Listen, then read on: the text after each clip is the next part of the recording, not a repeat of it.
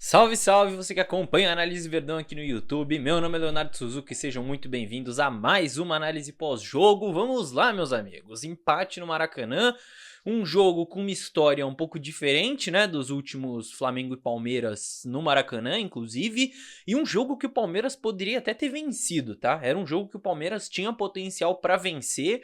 O empate, ele vem com um gosto bom porque o time buscou, né? O time conseguiu se recuperar ali dentro da partida, mas foi um jogo que dava até pro Palmeiras ter saído com a vitória do Maracanã, um jogo que tem bastante coisa pra gente analisar, bastante coisa pra gente conversar. Fazia tempo que eu não trazia um pós-jogo aqui logo depois da partida, acabou de acabar o jogo, eu já vim gravar aqui pra vocês, então já deixa o seu likezinho aí pra fortalecer o canal, e vamos conversar sobre esse jogo, vamos analisar essa partida que foi, se a gente compara com o jogo que o Palmeiras fez no Maracanã na ida da Copa do Brasil, fica uma distância muito grande, né? Realmente é um Palmeiras muito mais consciente, muito mais confiante, se a gente compara com aquela postura da ida da Copa do Brasil.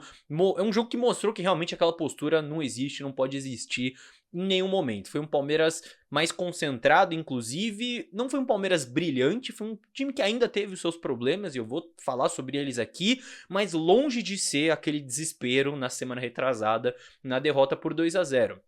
E mesmo se saísse com a derrota hoje, tá? Mesmo se não tivesse conseguido buscar o empate, eu falaria a mesma coisa, porque eu estou aqui para analisar o desempenho e não o resultado. Em termos de marcação, em termos defensivos, o Palmeiras ainda sofreu para encaixar em alguns momentos. Eu acho que em especial na metade do primeiro tempo. Acho que foi o momento que o Flamengo pressionou mais o Palmeiras, fez o Everton trabalhar mais. Foi um Palmeiras que manteve os três zagueiros, entrou com um desenho defensivo que partia de um 5-3-2, né? Então tinha a linha de 5 com os alas voltando, Aníbal, Maurício e Richard Rios, e o Lázaro e o Flaco na frente. Só que Lázaro e o Flaco já participavam um pouco desse momento sem bola, o que em alguns momentos acabava sobrecarregando esses três meio-campistas. O Flamengo também sabia que com movimentação bagunçaria o desenho defensivo do Palmeiras, então tiveram momentos sim que o Palmeiras sofreu um pouco. Não foi o pior jogo defensivamente de todos, mas o Everton teve que trabalhar. O Everton foi muito bem em alguns lances ali no primeiro tempo para salvar o Palmeiras. E no fim das contas também é um Flamengo jogando em casa, é um time que tem muita qualidade individual, é complicado você sair ileso sem ceder chance nenhuma, né? É um time que de qualquer brecha pode acabar criando uma chance pela qualidade dos jogadores que tem. Agora, ofensivamente falando, me pareceu um jogo que claramente tinha espaço para ser aproveitado por parte do Palmeiras, né? O Flamengo, depois de duas eliminatórias contra o Palmeiras, não entrou marcando com aquela intensidade, com aquela concentração que eles marcaram no Maracanã, por exemplo, no jogo de ida.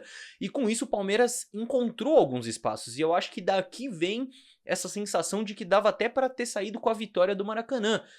Porque o Palmeiras conseguiu encontrar alguns espaços entre as linhas, conseguiu manter a posse de bola quando teve um pouco mais de calma para trocar passe, conseguiu acionar Maurício, Flaco Lopes, ultrapassagens dos alas, principalmente do Giai pela direita. Faltou dar um segmento melhor às jogadas para finalizar mais no primeiro tempo, né? O Flaco e o Lázaro não foram bem nesse sentido no primeiro tempo. Eles não conseguiram gerar muito jogo através dessas bolas que eles recebiam por ali, e teve o gol impedido, né? Inclusive, se eu não estou enganado, os últimos 7 gols do Palmeiras foram anulados por impedimento, tá? Ou pelo menos foi marcado o impedimento. É que 3 deles depois o VAR validou, né? O gol de hoje, o gol contra o Inter e o gol contra o Flamengo, mas o Palmeiras tá só fazendo gol invalidado pelo VAR, tá um negócio impressionante. Em alguns eles voltam atrás, mas em outros não, como foi no primeiro tempo, que o Gomes de fato estava impedido ali, mas realmente uma pena, porque seria um gol muito importante pro Palmeiras abrir o placar. E inclusive quem viu a análise do Flamengo aqui, que eu publiquei antes mesmo da Copa do Brasil, viu que eu falei sobre cruzamentos e bolas paradas, que era o ponto fraco do Flamengo. Fizemos gol assim na Copa do Brasil, fizemos gol anulado assim na Copa do Brasil, fizemos gol anulado assim hoje, enfim, muitos gols realmente que o Flamengo cede dessa forma. Podia ter aproveitado melhor, mas ainda deu para aproveitar pelo menos um pouquinho essa fragilidade do Flamengo.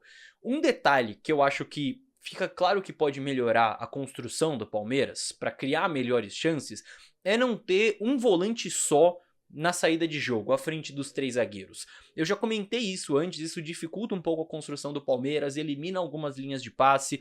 Foi assim no primeiro tempo com o Aníbal sozinho, E no segundo tempo, essa mudança pra mim fica tão clara como isso melhora o time, que o Palmeiras tira o seu jogador mais importante na saída de bola, que é o Aníbal Moreno, acho que pra preservar ali, não sei, entra o Fabinho, e mesmo assim a saída de bola melhorou. Por quê? Só do Richard Rios, em alguns momentos, recuar um pouco pra mais perto do Fabinho, pra gerar dúvida na marcação do Flamengo, o Palmeiras já conseguia sair melhor, já conseguia sair jogando melhor. Então, esse é um detalhe que eu acho que pode melhorar a construção do Palmeiras.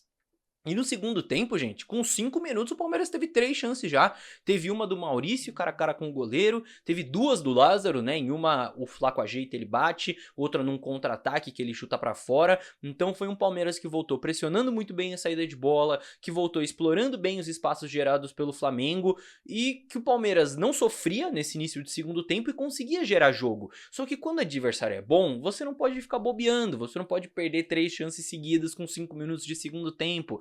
Você não pode cometer os erros que cometeu no gol do Flamengo. O Palmeiras toma 1-0 num lance que tem muitos detalhezinhos ali que poderiam ser diferentes. Você tem uma parte de azar, claro, você tem uma parte de incompetência do time também defensivamente, né? Um cruzamento que o Fabinho fura o corte, pô, ele tava inteiro ali pra cortar a bola e nem acho que o Fabinho entrou mal, eu acho que ele entrou bem no jogo, mas naquele lance ele tava inteiro pra cortar a bola, ele fura. Depois o Arrascaeta finaliza, o chute tava indo na direção do Everton e desvia no Vanderlan e desvia na mão ainda, ou seja, se não entra no gol, o árbitro ainda ia dar pênalti. Então acho que essa é a pitada de azar ali do lance, mas um lance que tem muitos detalhezinhos e que nasce inclusive na sua origem de mais uma vacilada do Vanderlan defensivamente falando, que é uma coisa que não tem acontecido raramente, é uma coisa que acontece, o Vanderlan vacilando defensivamente. Na origem do lance é ele que perde a jogada, que perde 1 contra 1, e depois, enfim, todos esses lances se desencadeando pro gol do Flamengo. Realmente uma pena, porque não era um momento que o Flamengo estava bem no jogo, mas é isso, quando você enfrenta um time bom, você não pode ficar bobeando, você não pode ficar dando brecha, o Palmeiras deu brecha. E aí, vem as trocas do Abel. Eu não sei se eu teria tirado o Maurício, eu acho que o Maurício estava bem no jogo, foi um bom jogo do Maurício, mas enfim. E ele tira o Maurício, faz as trocas e o Palmeiras acaba ficando ali do meio pra frente com Fabinho, Veiga e Rômulo, né, 2 meias ali basicamente, Rony e Luigi, como uma dupla de ataque com os alas, claro, ultrapassando, os 3 zagueiros lá atrás, depois só 2 zagueiros, né, porque o Murilo sai expulso. E eu sei que Rômulo e Luigi são 2 jogadores que são muito pedidos pra entrar, né? O Rômulo fazia 2 meses que não entrava, o Luigi é garoto, né? Enfim, claro que vai entrar aos poucos, mas também é pedido por muitos torcedores pra entrar. Só que não foi um contexto bom pra eles entrarem, né? Foi um contexto ruim, porque era um Palmeiras ali, tinha acabado de tomar gol pro Flamengo, jogando no Maracanã, depois de ter sido eliminados pra ele na Copa do Brasil. Não era um jogo que, pelo menos eu não esperava que eles iam conseguir arrumar alguma coisa, porque realmente era um contexto complicado pra eles entrarem. Porém, surtiu efeito e eles conseguiram arrumar alguma coisa, porque o empate merecido que o Palmeiras conquista é com a participação dos dois, né? Num cruzamento do Rômulo, num cabeceio do Rony ali, que, enfim, consegue cabecear bem a bola, e o Luigi completando pro gol vazio. Em mais um gol que o VAR quis anular, né? Mas enfim, foi realmente... Foram 2 entradas que surtiram efeito, e que bom que o garoto fez o seu gol, né? Que isso dê mais confiança pro Luigi, que ele possa ganhar mais minutos. E o Rômulo também, né? Voltou, tá na cara que o Rômulo é um jogador que tem qualidade, e tá na cara que tá na hora dele ganhar mais minutos também. Eu sei que a concorrência é forte do meio pra frente, mas tá na hora do Rômulo ganhar mais minutos. Eu acho que, no fim das contas...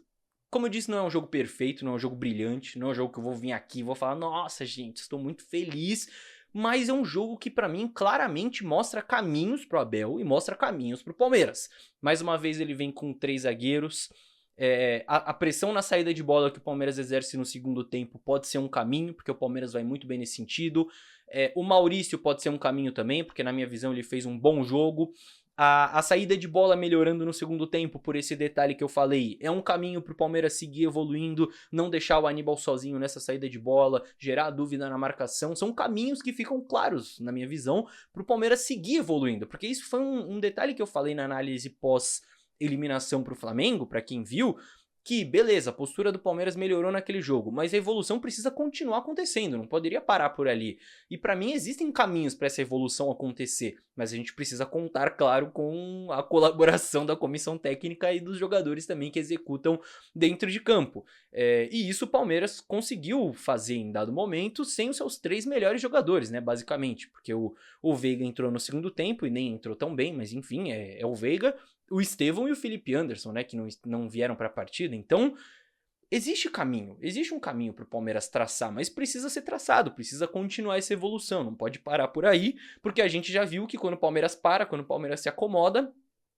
não rola, né? Palmeiras quando acha que tá tudo bem, não tá tudo bem. O Palmeiras não pode se acomodar, porque tem muita coisa pela frente. A gente tem agora um Botafogo que é sim um time muito bom, mas é um time que vem de eliminação na Copa do Brasil e derrota no Campeonato Brasileiro. Perderam pro Juventude nesse domingo de manhã. Então o Palmeiras tem sim toda a capacidade para eliminar o Botafogo na Libertadores.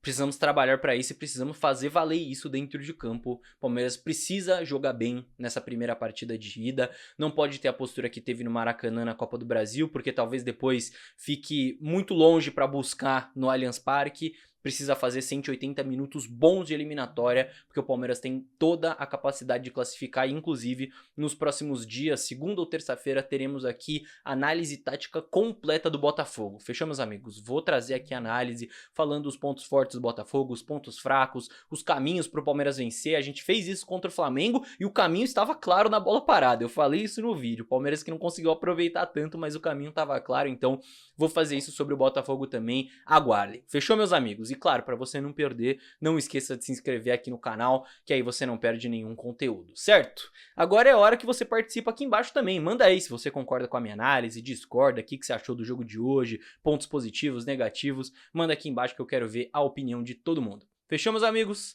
No mais é isso, muito obrigado pela companhia em mais uma análise pós-jogo. Vejo todos no próximo vídeo. Tchau, tchau!